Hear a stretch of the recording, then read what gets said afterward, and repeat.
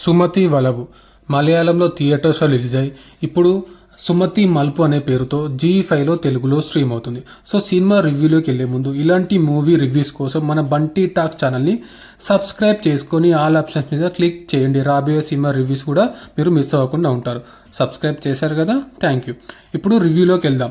బేసిక్గా కథ ఒక విలేజ్లో సెట్ అయి ఉంటుంది. ఫస్ట్ 10 minutes సినిమా ఇంట్రెస్టింగ్గా స్టార్ట్ అవుతుంది. విలేజ్లో ఒక మలుపు ఉంటుంది.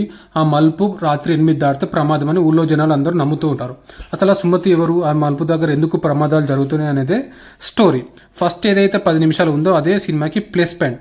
దాని తర్వాత జరిగే స్టోరీ అంతా రొటీన్గా ఏదో పెట్టాలని ఒక లవ్ స్టోరీ పెట్టి కామెడీలాగా కొన్ని సీన్స్ ట్రై చేసి బట్ అవేం పెద్దగా వర్కౌట్ అవ్వలేదు. అసలు సుమతి ఎవరు, ఆమె బ్యాక్డ్రాప్ ఏంటి అనేది సినిమాలో క్లారిటీగా చూపించలేదు. ఆ సుమతి మలుపు అనే టైటిల్ పెట్టారే తప్ప ఆ బ్యాక్డ్రాప్ని అసలు సరిగ్గా చూపించలేదు. అక్కడే సినిమా డైరెక్టర్ పూర్తిగా ఫెయిల్ అయ్యారని చెప్పాలి. సినిమా ఎండింగ్ కూడా అస్సలు బాగాలేదు. క్లారిటీ లేని క్లైమాక్స్తో సినిమాని ఎండ్ చేశారు. సో ఒకవేళ మీకు ఇంట్రెస్ట్ ఉండి చూడాలనిపిస్తే జీ5లో స్ట్రీమ్ అవుతుంది, చూసేయండి.